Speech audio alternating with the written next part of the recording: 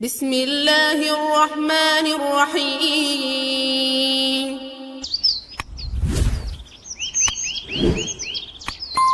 الحمد لله إن الحمد لله نحمده ونستعينه ونستغفره ونعوذ بالله من شرور أنفسنا ومن سيئات أعمالنا من يهده الله فلا مضل له ومن يضلله فلا هادي له وأشهد أن لا إله إلا الله وحده لا شريك له وأشهد أن محمدا عبده ورسوله أما بعد فيا عباد الله المؤمنين أوصيكم ونفسي إياي أولا بتقوى الله فإن التقوى كنز عظيم وزاد للآخرة حيث قال الله عز وجل في كتابه فإن خير الزاد التقوى واتقوني يا أولي الألباب.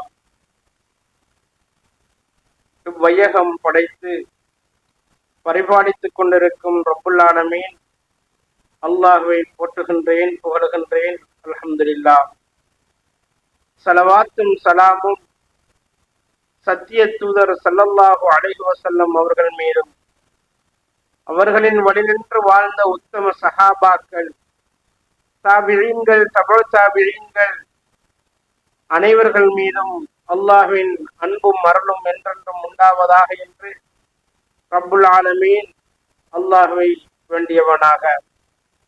அல்லாஹ்வின் இம்மாளிகையில் அமர்ந்து கொண்டிருக்கும் இறை விசுவாசிகளே, அல்லாஹ்வின் நல்லடியார்களே, அல்லாஹும் ரசூலும் எதையெல்லாம் பின்பற்றி வாழுமாறு எம்மை ஏவி இருக்கின்றார்களோ அவைகள் அனைத்து நல்ல காரியங்களையும் எமது வாழ்வில் அணுவும் தவறாது நாம் பின்பற்றி வாழுமாறும், எதையெல்லாம் விட்டு என்னையும் உங்களையும் ஒதுங்கி வாழுமாறு அவர்கள் தடுத்திருக்கின்றார்களோ அவைகள் அனைத்தை விட்டும் நானும் நீங்களும் ஒதுங்கி வாழுமாறும் முதலில் எனக்கும் அப்பால் உங்களுக்கும் நான் வசியத்து செய்து கொள்ளுகின்றேன், நல்லுபதேசம் கூறிக்கொள்ளுகின்றேன். அல்லாஹ்வின் நல்லடியார்களே, இன்று நாங்கள் 1447வது ஆண்டு ஹிஜ்ரியிலே அமர்ந்து கொண்டிருக்கின்றோம். எம்மில் பலர் வயது முதிர்ந்தவர்களாகவும் பலர் வாலிபத்தை அடைந்தவர்களாகவும் பலர் தனது வாலிபத்திற்கு பிரியாவிடை கொடுத்தவர்களாகவும் ஒவ்வொரு கட்டத்தை நோக்கி இன்று ஒரு கட்டத்தை அடைந்திருக்கின்றனர். கண்ணியத்துக்குரியவர்களே, அந்த ஒவ்வொரு பருவத்தினரும் வாழ்வின் ஒவ்வொரு கட்டத்திலும் உள்ள ஒவ்வொருவரும் இன்றைய தினம் இந்த நாளில் இந்த நாள் குறித்து சிந்தித்து இந்த நாளில் செய்ய வேண்டிய காரியங்கள் குறித்து தங்களை சுய விசாரணை செய்து இந்த முஹர்ரம் ஆரம்ப வருடத்திலிருந்து அடுத்த துல்ஹிஜ்ஜா வரைக்கும் எவ்வாறு தனது ஆயுளை கழிக்க வேண்டும் என்று திட்டமிடுகின்ற ஒரு மிக முக்கியமான காலத்தின் நாளில் நாங்கள் அமர்ந்து கொண்டிருக்கின்றோம். அந்த வகையில் அல்லாஹு தஆலா இந்த முஹர்ரம் குறித்து பேசுகின்ற போது இன்ன இத்தத்த ஷுஹூரி இன்தல்லாஹி 12 ஷஹ்ரன் ஃபீ கிதாபில்லாஹ் யௌம خلقஸ் ஸமாவாதி வல் அர்ض மின்ஹா 4 ஹுரம் ذلك الدين القيم فلا تظلموا فيهن أنفسكم. அல்லாஹ் கூறுகிறான், நிச்சயமாக அல்லாஹ்விடத்தில் மாதங்கள் என்பது அல்லாஹ்வின் வேதத்தில் குறிப்பிடப்பட்டது போல 12 மாதங்களாகும்.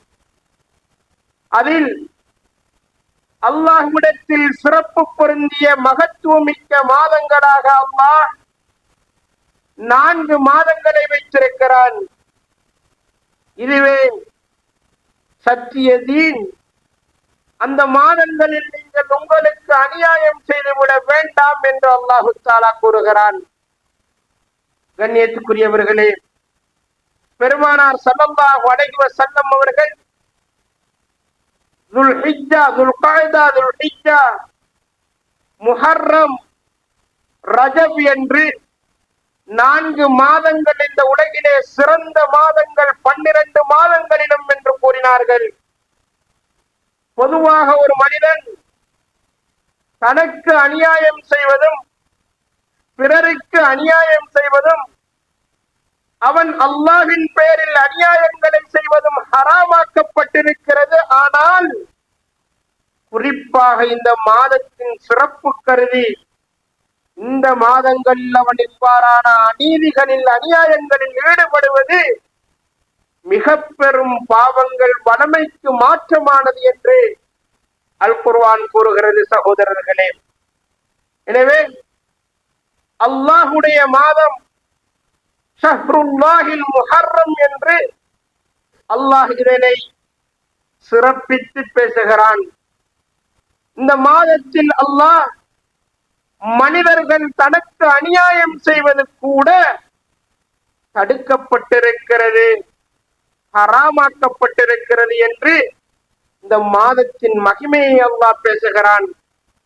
இந்த மாதத்தில் அல்லாஹ் ஒவ்வொரு மனிதனும் இதனுடைய 10வது நாளில் நோக்கின்ற நோன்பை சிறப்பாக்கி வைத்திருக்கிறான் என்று பெருமானார் ஸல்லல்லாஹு அலைஹி வஸல்லம் அவர்கள் அந்த நாளில் நோக்கும் நோன்பிற்கு அதன் ஒரு வருடத்திற்கு முன்னர் செய்த பாவங்களை எல்லாம் மன்னிக்க அல்லாஹ்விடம் எதிர்பார்த்த ஒரு நாளாக அந்த நாளை அல்லாஹ் ஆக்கி வைத்திருக்கிறான். சகோதரர்களே, எனவே கண்ணியத்துக்குரியவர்களே, ஒரு முறை அபூதர்ரில் கிஃபாரி ரலியல்லாஹு அன்ஹு அவர்கள் ஸல்லல்லாஹு அலைஹி வஸல்லம் அவர்களிடம் கேட்கிறார்கள், ஐயுல் லைலி அஃபலு வ ஐயு ஷஹ்ரி அஃபலு, இரவில் சிறந்தது எது யா ரசூலல்லாஹ் என்று கேட்டபோது, நடுநிசியில் ஒரு மனிதன் எழுந்து செய்கின்ற வணக்கம் என்று சொன்னார்கள்.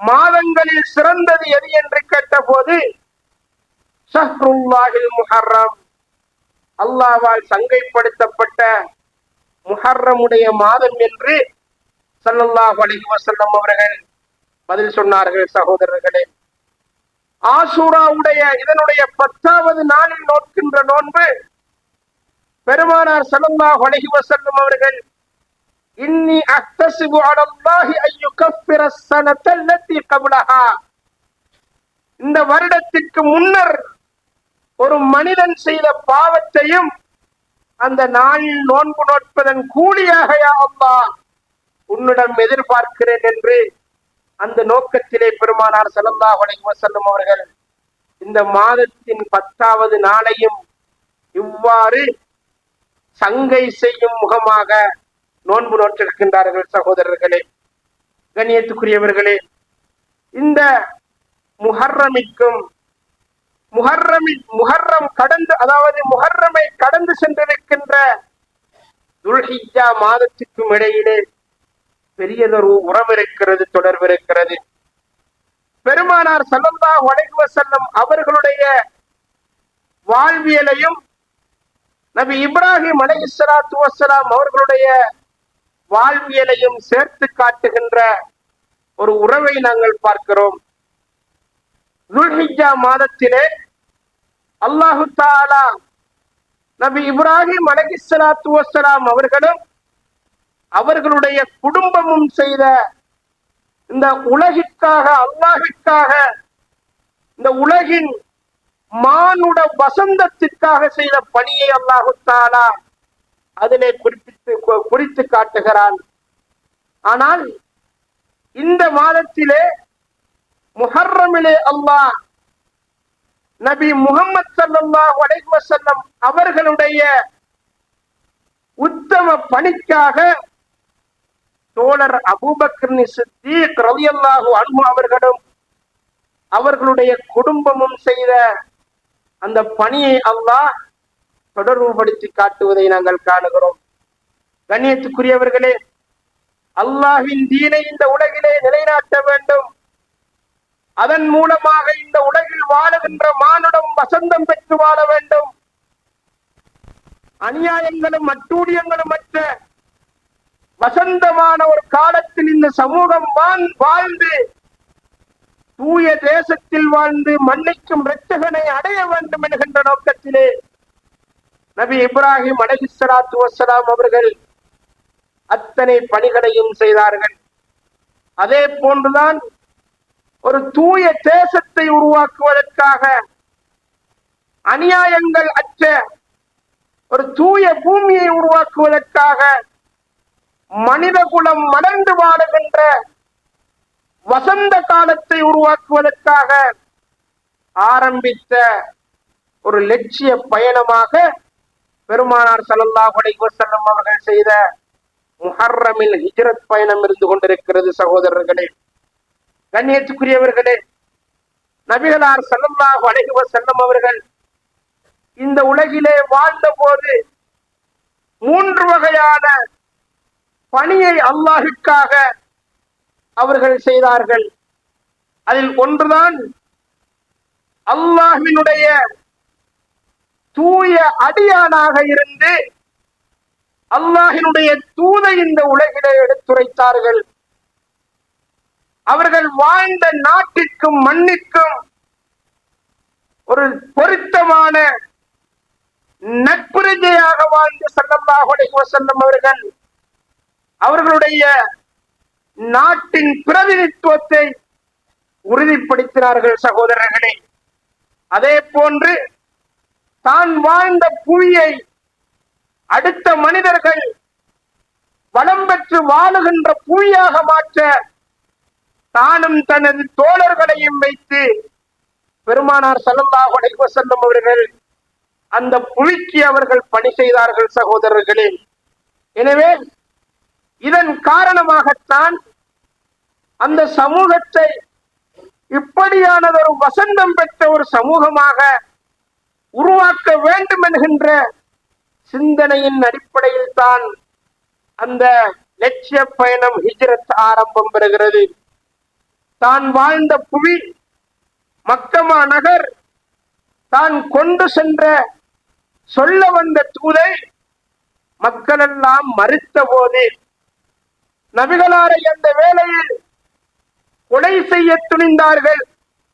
நபிகளாரை அந்த வேளையில் நாட்டை விட்டு வெளியேற்ற அவர்கள் முற்பட்டார்கள்.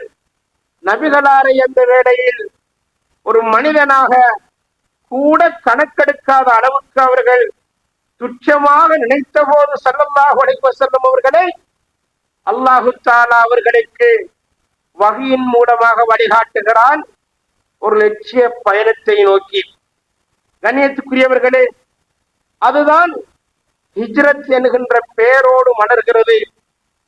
அந்த பயணத்தை தயார் செய்யும் முகமாக நபிகளார் பல பணிகளை செய்தார்கள், பல அர்ப்பணிப்புகளை செய்தார்கள். அதில் ஒன்றுதான் தான் வாழ்ந்த புவி, தான் பிறந்த புவி, தன்னுடைய தோழர்களும் உறவுகளும் கூடி வாழ்ந்து தவழ்ந்து வாழ்ந்த அந்த புவி மக்கமா நகர் தாய் பிரதேசத்தை விட்டு அவர்கள் ஒதுக்கி தள்ளப்படுகிறார்கள். அந்த இடத்திலிருந்து அவர்கள் வேறொரு நகரை நோக்கி இடம் பெயர்கின்ற அளவுக்கு நிர்பந்திக்கப்படுகிறார்கள். அதுதான் ஹிஜ்ரத். அந்த வேளையிலே ஸல்லல்லாஹு அலைஹி வஸல்லம் அவர்கள் இவ்வாறு சொன்னார்கள். சகோதரர்களே, வல்லாஹி இன்னகி லகைரு அர்தில்லாஹ் வ அஹப்பு அர்தில்லாஹ் வலௌலா அன்னி உக்ரிஜ்து மின்கி லமா ஹரஜ். அதாவது, இந்த உலகிலே, ஓ மக்காவே, இந்த உலகிலே மிகவுமே நெருக்கமான நேசமான ஒரு மண் இருக்கும் என்று சொன்னால் எனக்கு நீதான்.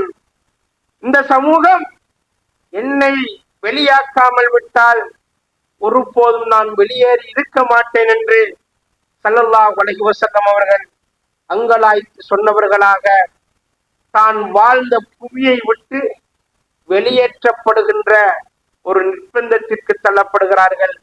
வெளியேறி சென்று அவர்களுடைய பணியை ஆரம்பிக்கிறார்கள். சகோதரர்களே, இது தன்னுடைய தான் வாழ்ந்த அந்த புவியை விட்டு தன்னுடைய வாழ்வை அர்ப்பணித்து, சுகங்களை அர்ப்பணித்து அல்லாஹிற்காக, சமூகத்திற்காக அவர்கள் செய்த பணியாக, அர்ப்பணமாக இருந்து கொண்டிருப்பதை நாங்கள் காணுகிறோம்.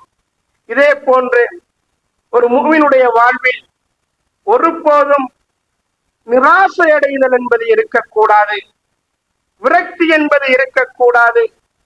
அல்லாஹ்விற்காக வாழுகின்ற ஒரு முஃமின் என்றென்றும் அவன் பிரார்த்தனைகளோடும் திக்ர்களோடும் அல்லாஹ்விற்கு நன்றி கூறுகின்ற நிகழ்வுகளோடும் சிந்தனைகளோடும் வாடுவான்.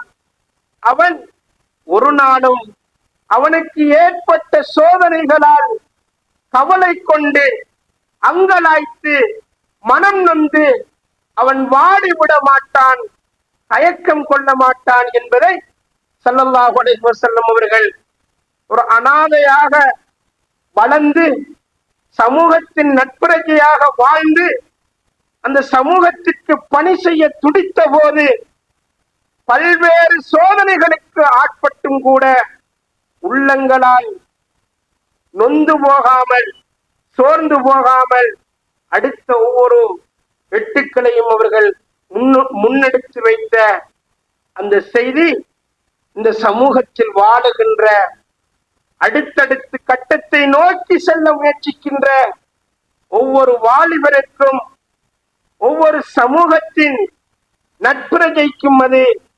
முன்னுதாரணமாக, வழிகாட்டியாக இருக்க வேண்டும். சகோதரர்களே, அதாவது நபிகளார் ஸல்லல்லாஹு அலைஹி வஸல்லம் அவர்கள் தன்னுடைய தூதை எடுத்து சொன்ன போது அதனை ஏற்க மறுக்கிறார்கள்.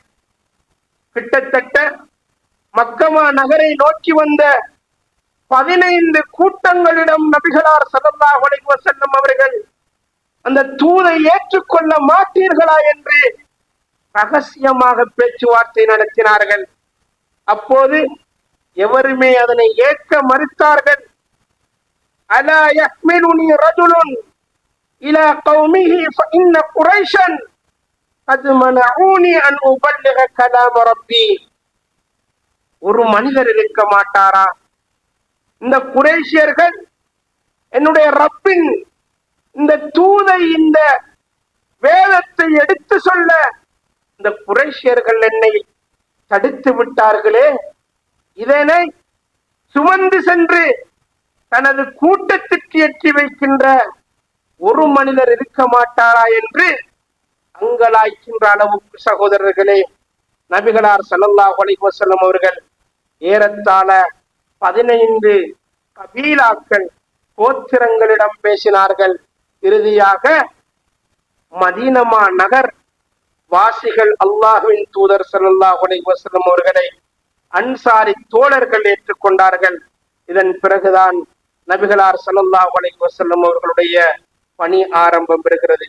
எனவே கண்ணியத்துக்குரியவர்களே, இந்த சமூகம் சிறப்பாக வாழ வேண்டும் என்று ஒரு மனிதன் நினைக்கின்ற போது அவனுக்கு பல சோதனைகள் வரலாம், அவனை பல சவால்கள் எதிர்கொள்ளலாம். அவ்வப்போது அல்லாஹினுடைய அருளோடு தாங்கி நின்று அல்லாஹின் மீது பரிபூரணமான ஈமானோடு இருந்து சமூகத்திற்கான பணியை அந்த மனிதன் எப்போதும் இடைவிடாமல் தொடர வேண்டும் என்பதற்கான ஒரு பெரும் பாடத்தை பெருமானார் ஸல்லல்லாஹு அலைஹி வஸல்லம் அவர்கள் இந்த செயலின் ஊடாக எங்களுக்கு கற்றுத் தந்திருக்கிறார்கள். கண்ணியத்துக்குரியவர்களே, எப்போதும் அதாவது ஒரு மனிதனுக்கு அஸ்ஸதீகு கப்ல த்வரீக், பயணம் ஆரம்பிப்பதற்கு முன்னர் எப்போதும் அவனுடைய பயண தோழமை சிறப்பாக இருக்க வேண்டும் என்று ஒரு பழமொழி சொல்லுவார்கள்.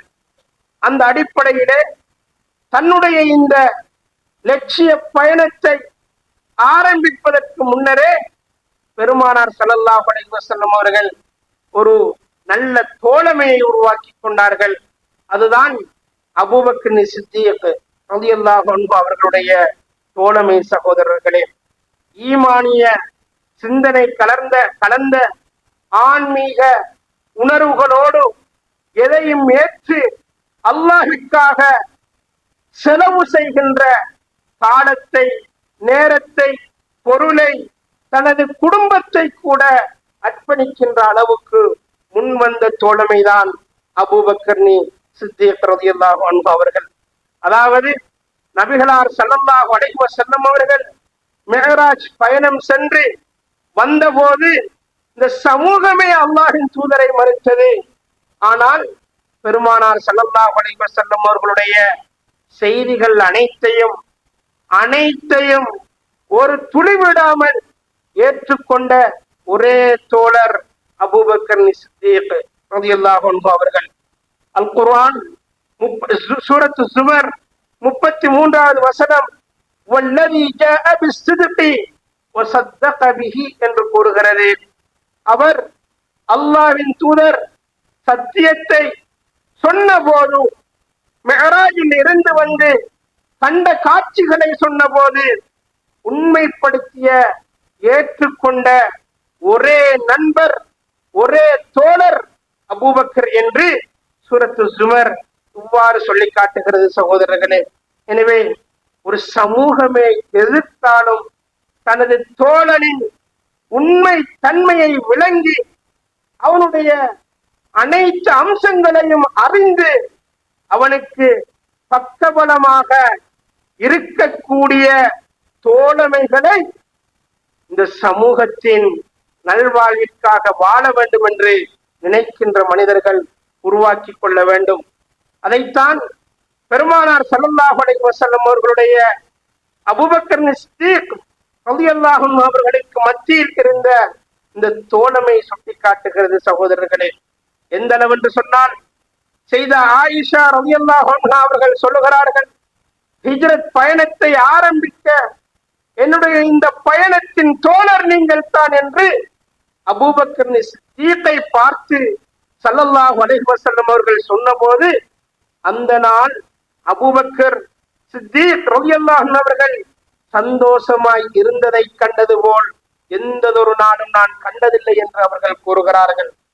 அந்த அளவு அல்லாஹ்வின் தூதருடைய தோழமையை அவர்கள் நேசித்தார்கள், விரும்பினார்கள், ஏற்றுக்கொண்டார்கள், அதற்காக ஏங்கி நின்றார்கள். எனவே அப்படியான தோழமைகள் எங்களுக்கும் உருவாக்கப்பட வேண்டும். எச்சமயத்திலும் எங்களுடைய உண்மை தன்மையை ஏற்றுக்கொள்ளுகின்ற, நம்புகின்ற, எங்களோடு பயணிக்கின்ற நல்ல உறவுகள் எங்களை சுற்றி இருக்க வேண்டும். சகோதரர்களே, வலில்லாஹில் இஸ்ஸத் வலிரசூலிஹி வலில் முஃமினீன் வலாக்கின்னல் முனாஃபிகீன லா யஅலமூன். கண்ணியம் என்பது, மரியாதை என்பது அல்லாஹ்வுக்கும் அவனுடைய தூதருக்கும் ஏனைய மூமின்களுக்கும் உரியது. முனாஃபிக்குகள் அதனை அறிந்து கொள்ள மாட்டார்கள், விளங்கிக் கொள்ள மாட்டார்கள். எனவே தோழமை உள்ள ஒரு மனிதன் என்றென்றும் அவன் கண்ணியமாக வாழுவான் என்கின்ற இந்த செய்தியை நாங்கள் உள்ளத்தில் சுமந்து பெருமானார் ஸல்லல்லாஹு அலைஹி வஸல்லம் அவர்களுடைய இந்த லட்சிய பயணத்தில் மிக கொடூரமாக அடுத்தவர்கள் தாக்க வந்த போதும் கூட துச்சமாக நினைத்து தன்னுடைய குடும்பத்தையும் அர்ப்பணித்து பயணம் செய்ய நினைத்த அபூபக்கர் சித்தீக் ரலியல்லாஹு அன்ஹு அவர்கள் போன்ற ஒரு தோழமை ஒவ்வொரு வாலிபனுக்கும், அதாவது சமூகத்தின் உணர்வுள்ள ஒவ்வொரு மனிதனுக்கும் இருக்க வேண்டும் என்பதை இந்த செய்தி சொல்வதை நாங்கள் காணுகின்றோம். கண்ணியத்துக்குரியவர்களே, அதே போன்று பெருமானார் ஸல்லல்லாஹு அலைஹி வஸல்லம் அவர்கள் இந்த பயணத்தின் போது அவர்களுக்கு கிடைத்த அத்தனை வளங்களையும் மிக சரியாக ஒழுங்குபடுத்தி அதனை அந்த பணியில் பங்கேற்க வைத்ததை நாங்கள் காணுகிறோம். அதாவது தன்னுடைய குடும்ப உறவாக இருந்த அலி இப்னு அபீ தாலிப் ரலியல்லாஹு அன்ஹு அவர்களை பெருமானார் ஸல்லல்லாஹு அலைஹி வஸல்லம் அவர்கள் உறங்கிய இடத்தில் உறங்க வைக்கிறார்கள். அதே போன்று இரண்டு பெண்கள், அஸ்மா பின்த் அபீ பக்ர் சித்தீக் ரலியல்லாஹு அன்ஹு, அதே போன்று ஆயிஷா பின்த் அபீ பக்ர் சித்தீக் ரலியல்லாஹு அன்ஹு, ஆயிஷா ரலியல்லாஹு அன்ஹா அவர்களையும் அஸ்மா ரலியல்லாஹு அன்ஹா அவர்களையும் ஸல்லல்லாஹு அலைஹி வஸல்லம் அவர்களுடைய உணவுகளை தயார் செய்கின்ற பொறுப்பை அவர்கள் ஏற்று அந்த பயணத்திற்கு மிக வேகமாக அவசரமாக ஏற்பாடு செய்து அந்த பயணத்திற்கு எவ்வளவு தேவையோ அனைத்தையும் கொடுத்தார்கள் என்று நபிகளாருடைய சீரா சொல்கிறது. எனவே பெண்களுக்கு உரிய பணியை அந்த பயணத்திலே பெருமானார் ஸல்லல்லாஹு அலைஹி வஸல்லம் அவர்கள் முறையாக, அதாவது அவர்களுடைய வகிபாகத்தை பெற்றுக் கொண்டார்கள் என்கின்ற செய்தியை இந்த விடயம் எங்களுக்கு சொல்வதை நாங்கள் காணுகிறோம். இதே போன்று சகோதரர்களே, சிறு பிள்ளைகள், அதாவது வாலிபத்தை அடைந்த ஆரம்ப கட்டத்தில் இருந்த சமூகத்தின் பலங்களாக இருக்கின்ற இளைய தலைமுறையினரை இந்த பணியில் ஸல்லல்லாஹு அலைஹி வஸல்லம் அவர்கள் பயன்படுத்தினார்கள். அதுதான் அப்துல்லாஹ் இப்னு அபீ பக்ர் சித்தீக் ரலியல்லாஹு அன்ஹு அவர்கள். அதாவது ஸல்லல்லாஹு அலைஹி வஸல்லம் அவர்களும் அபூபக்கர் சித்தீக் ரலியல்லாஹு அன்ஹு அவர்களும் சவுர் குகையிலே 3 நாட்கள் தங்கினார்கள். அந்த 3 நாட்களும் இருவரோடும் தங்கிக் கொண்டு மக்கமா நகரிலே நடைபெறுகின்ற அத்தனை அம்சங்களையும் கண்டறிந்து கேட்டறிந்து மிக துல்லியமாக பெருமானார் ஸல்லல்லாஹு அலைஹி வஸல்லம் அவர்களுக்கு செய்தி சொல்லுகின்ற இளம் வாலிபனாக அப்துல்லாஹ் இப்னு அபீ பக்ர் சித்தீக் ரலியல்லாஹு அன்ஹு அவர்கள் இருந்திருக்கிறார்கள். சகோதரர்களே, அந்த பயணத்தை வெற்றிகரமாக சிறப்பாக முடிப்பதற்கு, நிறைவு செய்வதற்கு இவர்கள் பக்கபலமாக இருந்தார்கள். இதே போன்று இடையனாக இருந்த ஒரு சமூகத்தில் கவனிக்கப்படாத, கணக்கெடுக்கப்படாத, மரியாதையில் குறைந்தவன் என்று பார்வையில் உள்ள மனிதனையும் ஸல்லல்லாஹு அலைஹி வஸல்லம் அவர்கள் இந்த உயர்ந்த பயணத்தில் பயன்படுத்தினார்கள். சகோதரர்களே, அதுதான் அப்துல்லாஹ் இப்னு உரைகித் என்று சொல்லப்படுகின்ற ஒரு மனிதர், ராயி, இடையன்.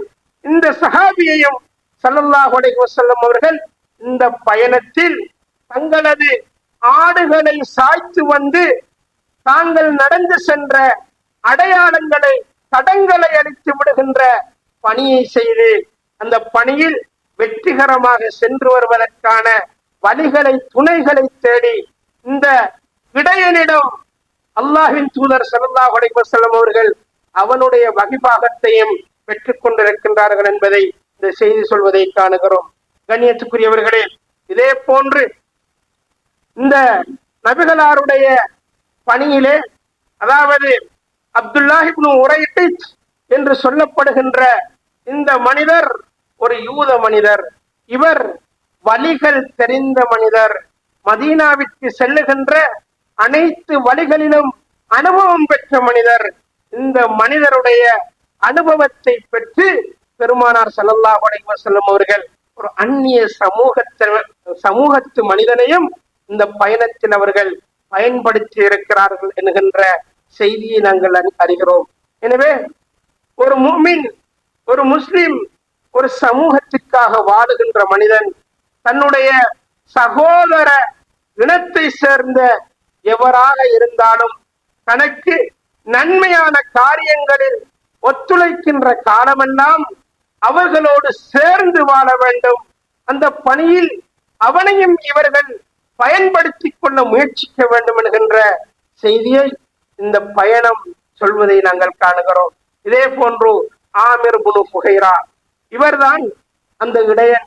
கண்ணியத்துக்குரியவர்களே, இந்த சமூகத்தில் அர்ப்பணமாக பார்க்கின்ற, மரியாதை குறைந்த, தொழில் செய்கின்ற மனிதன் என்று பார்க்கின்ற இப்படியான மனிதர்களையும் ஸல்லல்லாஹு அலைஹி வஸல்லம் அவர்கள் தன்னுடைய பயணத்திலே, அந்த உயர்ந்த பயணத்திலே பயன்படுத்தி இருக்கிறார்கள் என்கின்ற இந்த செய்தியை நாங்கள் காணுகிறோம். எனவே இவைகளுக்கெல்லாம் மேலால் பெருமானார் ஸல்லல்லாஹு அலைஹி வஸல்லம் அவர்கள் தன்னுடைய தனக்கு கிடைத்த வளங்களை சரியாக பயன்படுத்தியது போல ஆண்கள், பெண்கள், சிறுவர்கள், பெரியவர்கள், கற்றவர்கள், கற்காதவர்கள் என்கின்ற எந்த வேறுபாடுமின்றி இறையச்சத்தை மாத்திரமாக கொண்டு சமூகத்தின் சிறப்பை அடையாளப்படுத்துகின்ற இந்த சமூகத்தின் வளங்களாக வாழுகின்ற ஒவ்வொரு வளங்களையும் இந்த மார்க்கத்தின் பணியில் ஸல்லல்லாஹு அலைஹி வஸல்லம் அவர்கள் பயன்படுத்தி இருப்பது போலவே மிக முக்கியமாக அல்லாஹ்வின் தூதருக்கும் அவருடைய சஹாபாக்களுக்கும் இருந்த மிகப்பெரிய ஆயுதம் என்ன தெரியுமா? இந்த வெற்றிக்கு பின்னால் இருந்த ஆயுதம் அத்தவக்குல் அலல்லாஹ், அல்லாஹின் மீது இருந்த தவக்குள். சகோதரர்களே, இந்த உலகிலே மனிதன் என்ன முயற்சியும் செய்யலாம், எப்படியான திட்டங்களையும் தீட்டலாம், உருவாக்கலாம். ஆனால் அத்தனை முயற்சிகளும் நிறைவேற வேண்டும் என்று சொன்னால், அத்தனை முயற்சிகளும் அவனுக்கு சாதகமாக சாதனையாக மாற வேண்டும் என்று சொன்னால், அவைகள் அனைத்தையும் அல்லாஹின் மீது தவக்குலாக வைத்து அவன் செயற்பட வேண்டும். இதைத்தான் இந்த நாளில் நடைபெற்ற மூசா அலைஹிஸ்ஸலாத்து வஸ்ஸலாம் அவர்களுடைய செய்தியும் எங்களுக்கு பாடமாக சொல்கிறது. மனித முயற்சிகளுக்கு பின்னால் அல்ல வெற்றி. வெற்றி என்பது அல்லாஹின் மீதுள்ள தவக்குலுக்கு பின்னால். ஆனால் மனிதர்கள் தவக்குள் வைப்பதற்கு முன்னரே காரணிகளை பெற்றுக் கொள்ள வேண்டும், உருவாக்கி கொள்ள வேண்டும், திட்டங்களை தீட்டிக் கொள்ள வேண்டும் என்பதற்கு அது உதாரணமாக இருக்கிறது. கண்ணியத்துக்குரியவர்களே, காரணிகள் எதையும் கையில் எடுக்காமல் செய்கின்ற தவக்குள், தவாக்குள் என்ற வார்த்தையால் அது பேசப்படுகிறது. அதே போன்று தவக்குள் இல்லாமல் அல்லாஹின் மீது பரிபூரணமான நம்பிக்கை இல்லாமல் செய்கின்ற எந்த ஒரு காரியமும் அது நொண்டி குதிரைகள் போல பார்க்கப்படும். சகோதரர்களே, எனவேதான் மூசா அலைஹிஸ்ஸலாத்து வஸ்ஸலாம் அவர்களை ஃபிர்அவுனுடைய சமூகம் விரட்டி வருகிறது. நபி மூசா அலைஹிஸ்ஸலாத்து வஸ்ஸலாம் அவர்களுடைய சமூகம் சொல்கிறது, மூசாவே, எங்களுக்கு பின்னால் ஃபிர்அவுனுடைய கோத்திரம், கூட்டம், படைகள், பட்டாளம் வந்து விட்டது. முன்னால் கடல் இருக்கிறது. இன்னால முத்ரக்கூன், மாட்டிக்கொண்டாமானாங்க. எல்லா இன்ன மஇ ரப்பி ஸயஹ், அப்படி இல்ல, என்னோடு என்னுடைய ரப் இருக்கிறான், நிச்சயமாக அவன் எனக்கு வழிகாட்டுவான் என்று மூசா அலைஹிஸ்ஸலாத்து வஸ்ஸலாம் அவர்கள் உறுதியாக நம்பி சொன்னார்கள். அல்லாஹு தஆலா வழிகாட்டினான். சகோதரர்களே, அதே போன்று முஹம்மது ஸல்லல்லாஹு அலைஹி வஸல்லம் அவர்களுடைய இந்த பயணத்திலும் அத்தனை திட்டங்களையும் உருவாக்கியது போல நபி முஹம்மது ஸல்லல்லாஹு அலைஹி வஸல்லம் அவர்கள் தௌர் குகையிலே அமர்ந்து கொண்டிருந்த போது அபூபக்கர் சித்தீக் ரலியல்லாஹு அன்ஹு அவர்கள் சொன்னார்கள், இதோ வந்து விட்டார்கள், கண்டு விடுவார்களோ, இருவரும் தானே இருக்கிறோம் என்று கூறிய போது, வமா வன்னுக யா அபா பக்கர் பிஇஸ்னைன் வல்லாஹு சாலிசுஹுமா வலா தஹ்சன் இன்னல்லாஹ மஅனா. அபூபக்கரே, உங்களுடைய நிலைப்பாடு என்ன? இந்த இருவரோடும் மூன்றாவதாக அல்லாஹ் இருக்கிறான், நீங்கள் கவலை கொள்ள வேண்டாம், எங்களை அந்த அல்லாஹ் கைவிட மாட்டான். எனவே கண்ணியத்துக்குரியவர்களே, தவக்குலுக்கான பெரும் பாடத்தை இந்த பயணம் அடுத்த கட்டமாக எங்களுக்கு சொல்லித்தரும். மனித முயற்சிகள் எவ்வளவு இருந்தாலும்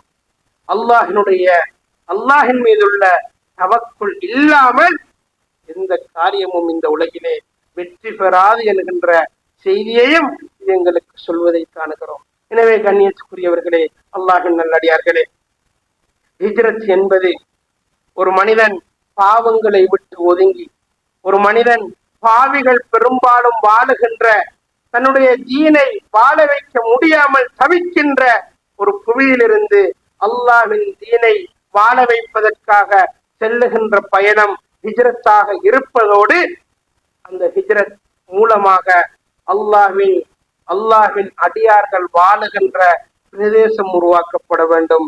அவர்களுக்கு பணி செய்கின்ற மனிதர்கள், நல்ல மனிதர்கள் உருவாக்கப்பட வேண்டும். அறிவார்ந்த சிந்தனையாளர்கள் உருவாக்கப்பட வேண்டும். இதுதான் அந்த தூய பயணத்தின் நோக்கமாக இருந்தது. அந்த பயணம் நடைபெற்ற சிறப்புமிக்க பயணத்தின் மாதமாக, சிறந்த காலமாக இந்த முஹர்ரம் இருந்து கொண்டிருக்கிறது சகோதரர்களே. எனவேதான் பெருமானார் ஸல்லல்லாஹு அலைஹி வஸல்லம் அவர்கள் மூசா அலைஹிஸ்ஸலாத்து வஸ்ஸலாம் அவர்களை காத்ததன் காரணமாக அவர்களுடைய கூட்டத்தார் அதனுடைய 10வது நாளில் நோன்பு நோற்றார்கள் என்று சொன்னால் அதனை பின்பற்றுவதற்கு மிகவுமே பொருத்தமானவன் நான் என்ற காரணத்தால் பின்பற்றியது மாத்திரமல்ல மூசாவை பின்பற்றுவோம். அது அல்லாஹுடைய நபி. ஆனால் மூசாவை எதிர்த்து நின்ற அல்லது மூசா அலைஹிஸ்ஸலாத்து வஸ்ஸலாம் அவர்களை கடவுளுடைய அந்தஸ்தில் வைத்து பார்த்த வழிகேடர்களை, அல்லாஹின் கோபத்துக்குள்ளான யூத நசாராக்களை நாங்கள் தொடர மாட்டோம். அடுத்த வருடம் நான் இருந்தால் 10வது நாள் நோன்பு நோட்பது போல 9வது நாளும் நான் நோன்பு நோட்பேன் என்று ஸல்லல்லாஹு அலைஹி வஸல்லம் அவர்கள் சொன்னார்கள். சகோதரர்களே, எனவே இந்த செய்தி எப்போதும் ஈமானோடு அல்லாஹின் தூதருடைய தீனை பின்பற்றி வாழ வேண்டும். அதனை விட்டு ஒரு ஒரு துளியளவு கூட நகர்ந்துவிடக் கூடாது என்கின்ற செய்தியை சொல்வதை நாங்கள் காணுகிறோம். எனவே இத்தனை பாடங்களையும் படிப்பினைகளையும் சொல்லுகின்ற ஒரு மாதம்தான் முஹர்ரமாக இருந்து கொண்டிருக்கிறது. இந்த முஹர்ரத்தில் எங்களுடைய தூய சிந்தனைகளை உருவாக்கி சுய விசாரணை செய்து தௌபா செய்து அடுத்த ஒரு வருடத்திற்கான நல்ல பல திட்டங்களை உருவாக்கி எமக்காக, எமது குடும்பங்களுக்காக, எமது சமூகத்திற்காக, அல்லாஹ்வின் அடியார்களின் நல்வாழ்விற்காக நாம் வாழ அல்லாஹு தஆலா எனக்கும் உங்களுக்கும் தௌஃபீக் செய்வானாக. யா அல்லாஹ் யா ரஹ்மானே, எங்களுடைய பாவங்களை மன்னிப்பாயாக. யா அல்லாஹ் யா ரஹ்மானே, எங்கள் அனைவருடைய பாவங்களை மன்னித்து அவைகளை புண்ணியங்களாக ஆக்கி வைப்பாயாக.